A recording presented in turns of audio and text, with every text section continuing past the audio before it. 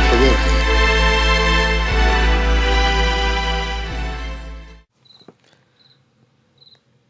Rhett here. It is 2:43 in the morning on September 8th. Just doing a little post. I wanted to give a little bit of insight into my evening, and hopefully that can translate into something educational for someone else. Um, Girl I'm currently talking to slash just madly in love with. We've been having a debacle lately over our current situation. Me about to graduate and all, and in terms of where we want to take our relationship. And we've been back and forth on her opinion being we shouldn't get more attached, mine being we should enjoy as much time as we have together. And so you can see where those ideas are conflicting. Um, so I'm staying home tonight because I have to work here in about 6 hours. Um, and I get a call. She had been drinking with some friends, and so I went to pick them up and give them a safe passage back to their home and all. Um, I dropped them off and waiting to watch make sure they go up into their apartment, her and her friend. And I noticed that they don't. They say it's just the third floor is the apartment. They stay on the second level. And I call and text, and I'm making sure that she's okay and safe as I do because I have legitimate concern. And you have to understand, like my emotional frame when we talk about keeping our emotional frame on a consistent, streamlined basis, just got a shock to it. And we'll go over the emotional shocks that we have come into our lives later. Um, but it was just like, oh, she's drinking. And after recent events and things like this, I'm picking her up and I'm concerned for her welfare and her safety. And, I grab her and her friend and glad to know they're doing fine. And so I drop them off and watch them go up and then they stop on the second level. And so naturally I make the call to make sure everything's okay. And they decide to go and just hang out with some of their neighbors, which is fine. But guy girl doesn't really matter if you look at the situation. Your first thought process is jumping to this idea of well, that person is now hanging out with the opposite sex. Be it true or not, that's where your mind's going to go. Because we've been conditioned socially to believe that A, guys are only after sex, and B, that girls are more easy to be taken advantage of in that sense.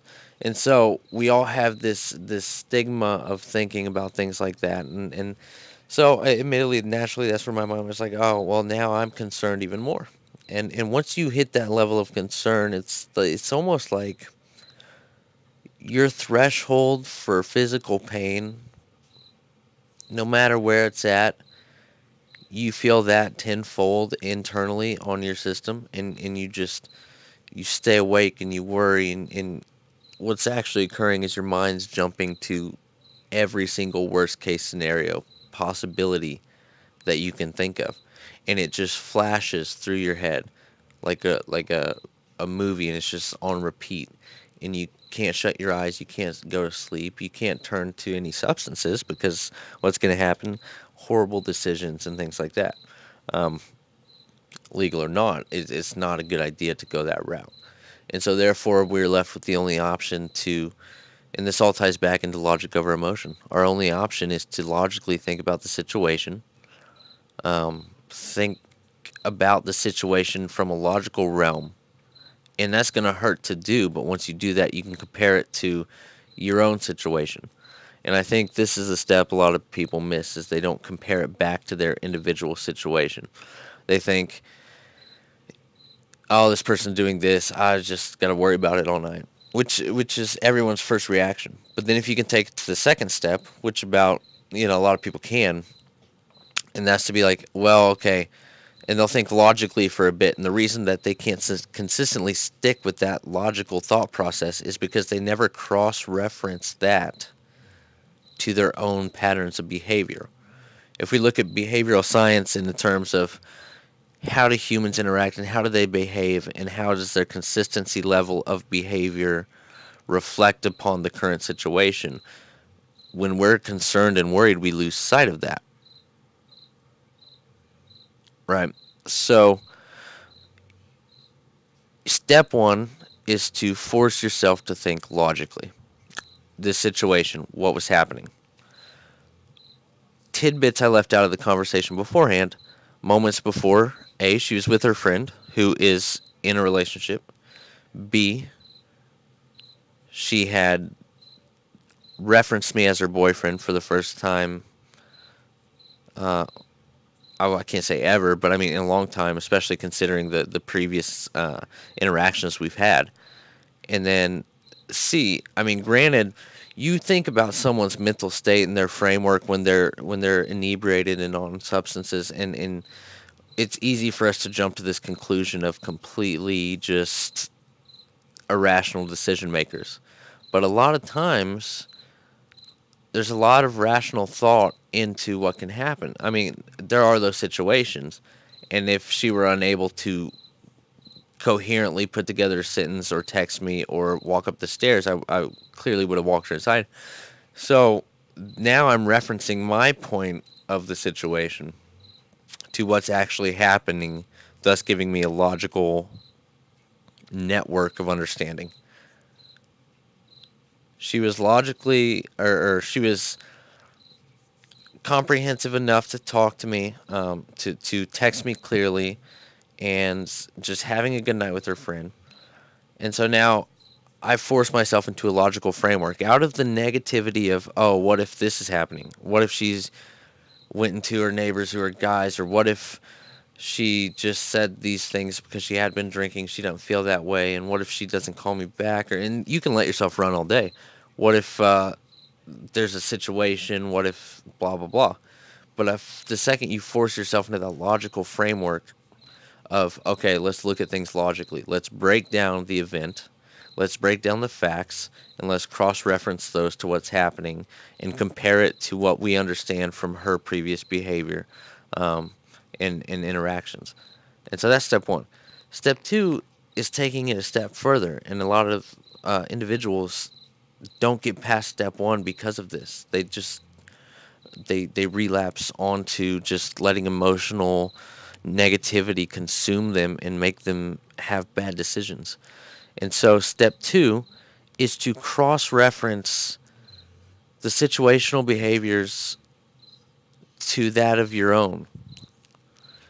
So now that I've made this a logical thought process, and those emotional thought processes are coming back and trying to battle it, but now I can compare them to my situational behaviors and what I've done in the past, and you can almost get a perspective of, because realistically, if we're looking at the situation, this is nothing more than what I've put her through in the past, right?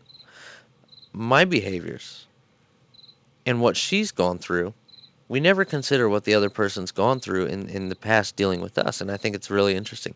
But the second I can logically look at the situation, and now if I'm able to take that logical information and cross reference that with myself and my behavioral patterns and the dynamic of our relationship and the things that have happened and transpired that have created almost like a counterintuitive thought process for me to be concerned, because honestly, if we're thinking about things, where do I get the audacity to hold a candle to concern when my lifestyle and my choices and my events have put her through the exact same things that now I feel as though I'm being put through. And so now we have an almost system of balance. We have a understanding that we can now balance with logic. And through our ability to do that, we can come at peace with the situation a little bit more and keep in mind this is still going to be difficult.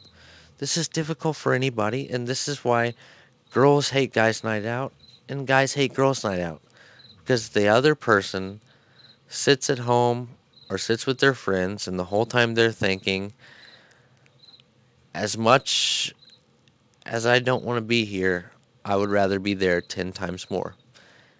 But the thing of it is, if you have that level of concern and that's your thought process, that's how you know that you actually love that person. Because the second that you actually care and you start thinking while you're with your friends, I would rather be with that person, then you've developed a level of love and understanding for that human being that no one else has. And they're going to respect that.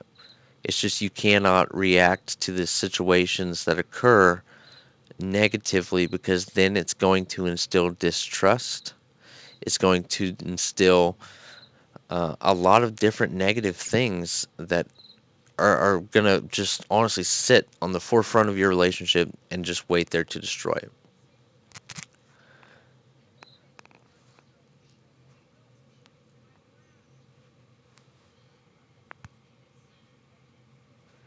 So, that being said, I hope you guys took something from this. I tried to keep it short enough. Um, just in summation, segment yourself emotionally and logically. And that's what everything you're going to read and everything you're going to hear and everything you're going to see on the shelves currently there is going to say logic over emotion. And they're going to stop there. They don't tell you step 2 or step 3 or step 4. And we're just giving you step 2 right now. And step 2 is simply cross-referencing your logical thought process to that of your own personal experiences and your own behavioral patterns. All right? This is Rhett, aka Trim. Thank you guys for listening, and I hope you took something from it. Immaculate Perceptions LLC. Look for us on Twitter, IP_LLC. Hashtag Casey on the Rise. Much love, guys. Per favor.